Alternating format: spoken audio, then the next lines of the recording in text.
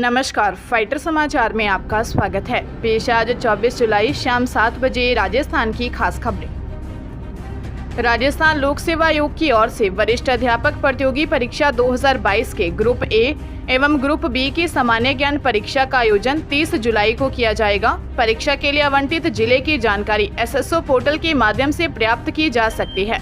सचिव आशुतोष गुप्ता ने बताया कि ग्रुप ए की परीक्षा सुबह 10 से दोपहर 12 बजे तक एवं ग्रुप बी की परीक्षा दोपहर 2:30 बजे से शाम 4:30 बजे तक आयोजित की जाएगी। प्रवेश पत्र परीक्षा दिनांक से 3 दिन पूर्व आयोग की वेबसाइट एवं SSO पोर्टल पर अपलोड किए जाएंगे। आयोग द्वारा जारी निर्देशानुसार परीक्षा केंद्रों पर अभ्यर्थियों को परीक्षा प्रारंभ होने के नियत समय से 60 मिनट पूर्व तक ही प्रवेश दिया जाएगा। गुप्ता ने कहा कि परीक्षा में शामिल होने वाले अभ्यर्थी किसी दलाल, मीडिएटर, समाज कंटक या अपराधी के बहकावे में न आएं। झुंझुनू जिले के उदयपुर वाटी कस्बे के एक गांव बामलास में शिलान्यास समारोह में मंत्री पद से बर्खास्तगी के बाद राजेंद्र सिंह गुड़ा ने सीएम अशोक गहलोत पर बड़ा हमला बोला। गुड़ा ने कहा कि उस दिन राजेंद्र गुड़ा नहीं होता तो आप मुख्यमंत्री नहीं होते, जेल में होते। सीएम को याद दिलाया कि आपने मेरे बेटे के जन्मदिन पर कहा था कि अगर राजेंद्र गुड़ा नहीं होते तो मैं मुख्यमंत्री नहीं होता। गुड़ा ने कहा, अरे मुख्यमंत्री जी, उस दिन आपने मुझे कहा था सब कुछ तेरे हाथ में है। उस दिन अगर राजेंद्र गुड़ा 9वीं मंजिल पर जाकर 150 CRPF के जवानों के बीच गेट तोड़कर अगर वो लाल डायरी नहीं निकाल कर लाता तो मुख्यमंत्री जी आज आप जेल में होते। उन्होंने सीएम से सवाल किया कि मैंने ऐसा क्या कह दिया। मैंने तो सिर्फ इतना सा ही कहा था कि राजस्थान में महिलाओं के साथ रेप हो रहे हैं। गुड़ा ने कहा कि हमारी बहन बेटियों ने मुझे वोट देकर विधानसभा में भेजा था। उन्होंने कहा कि इस उदयपुर वाटी की जनता का प्रतिनिधि हूँ, मरते दम तक जनता के लिए पूरी ताकत से लड़ता रहूंगा।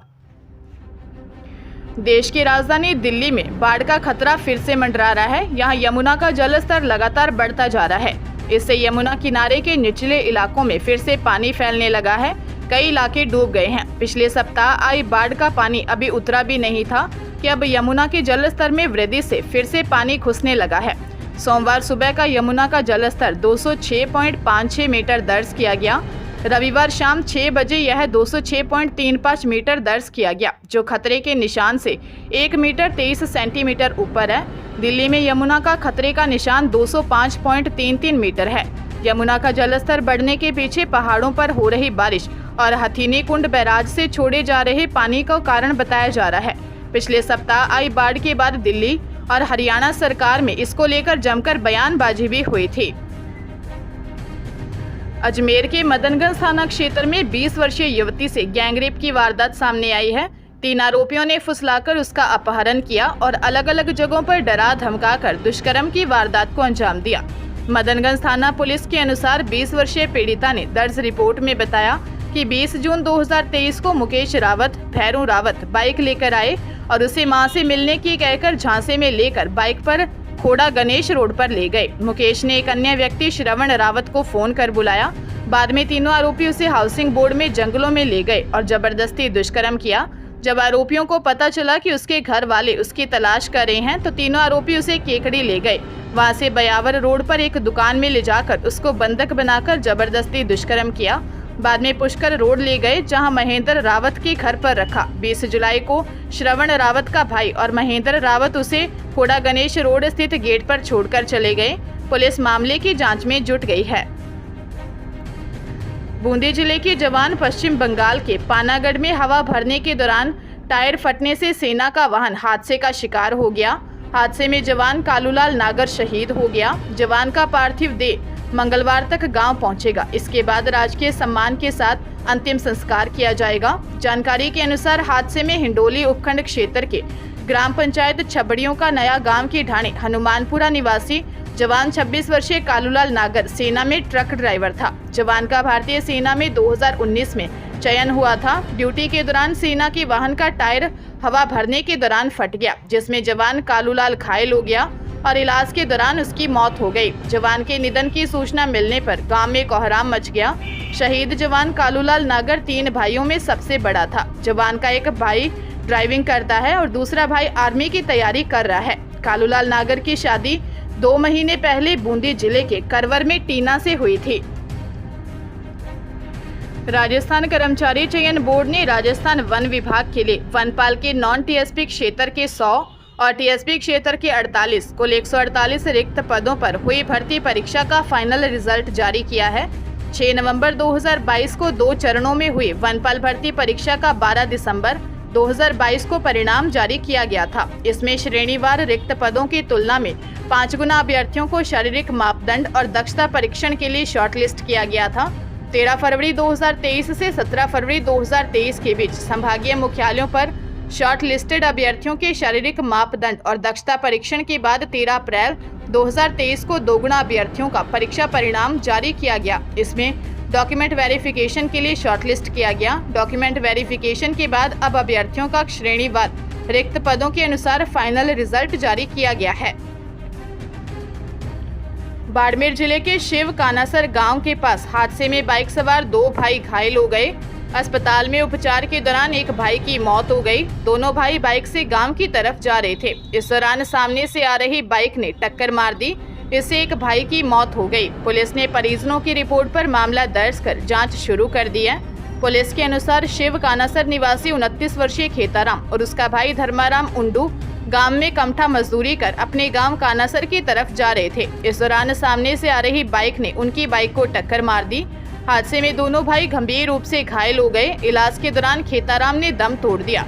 खेताराम की मौत की सूचना सुनते ही परिवार के सदस्यों का रो रो कर बुरा हाल हो गया।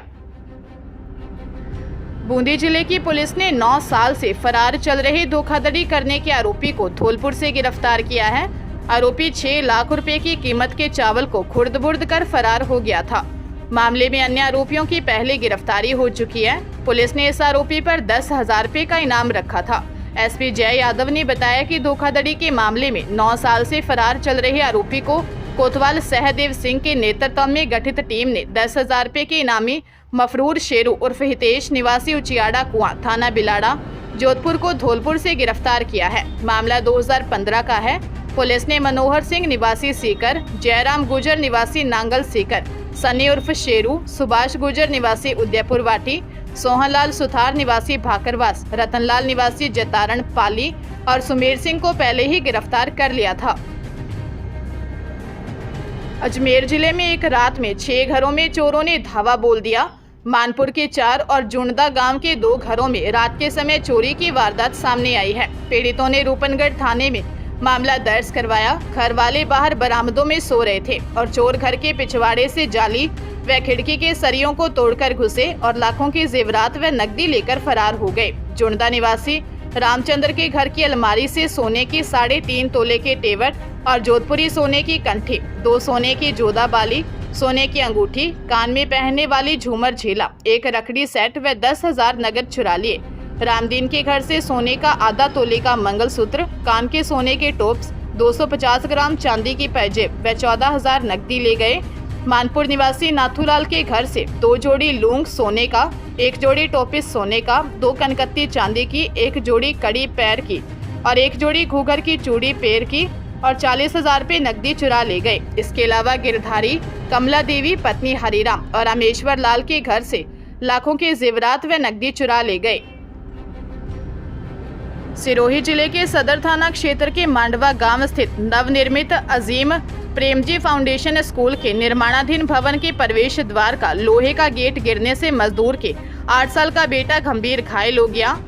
घायल बच्चे की उदयपुर के महाराणा भोपाल अस्पताल में इलाज के दौरान मौत हो गई। सदर थाना सीआई बुद्धाराम चौधरी ने बताया कि मांडवा गांव से करीब 1 किलोमीटर दूर गोयली रोड पर अजीम प्रेमजी फाउंडेशन स्कूल भवन का निर्माण कार्य चल रहा था। स्कूल के प्रवेश के मुख्य द्वार का लोहे का गेट गिरने से बच्चे सुमन के सिर में गंभीर चोट लगी। उसे इलाज के लिए सिरोही अस्पताल के ट्रॉमा सेंटर लाया गया, जहां से उसे उदयपुर रेफर कर दिया। उदयपुर के महाराणा भोपाल अस्पताल में इलाज के दौरान उसकी मौत हो गई।